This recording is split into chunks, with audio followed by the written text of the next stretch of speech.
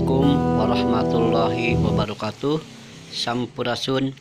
Alhamdulillah kalayan kudrat sareng iradat ti Allah Subhanahu wa taala. Dina dinten ieu urang tiasa patepung lawung paamprok dongok deui dina pelajaran basa Sunda. Dina materi paguneman ieu urang nulikeun hanca nu kamari. Insyaallah dina dinten ieu urang medal ngeunaan tata krama basa Sunda. Tata krama basa Sunda nurutkeun arti kecapna nyaeta aturan sopan santun ngagunakeun basa. Lamun urang nyarita teu make tata krama, hartina urang teu sopan.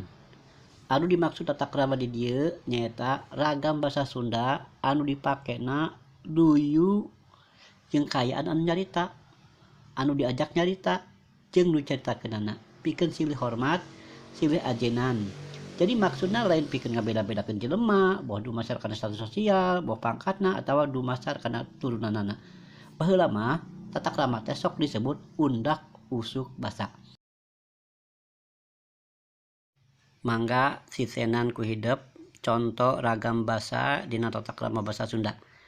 Di dieu aya basa loma, basa hormat keur sorangan, basa hormat keur ka batur. Contoh kahiji anggeus. Basa lomana anggeus, lamun urang nyarita keur kasorangan rengse, basa hormatna keur ka batur parantos. Mun hideup ngobrol jeung babaturan make basa loma, ari maneh geus anggeus encan ngerjakeun PR teh eta basa loma. Lamun urang ditarus ku bapa guru, hideup geus anggeus acan ngerjakeun tugas teh, tah waleranana teh teu acan rengse Pak.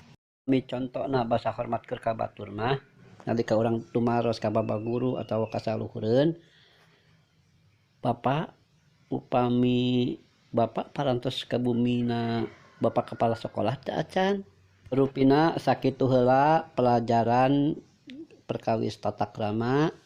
Insyaallah dina minggu payun urang tiasa patepung deui, tiasa medal deui ngeunaan paguneman.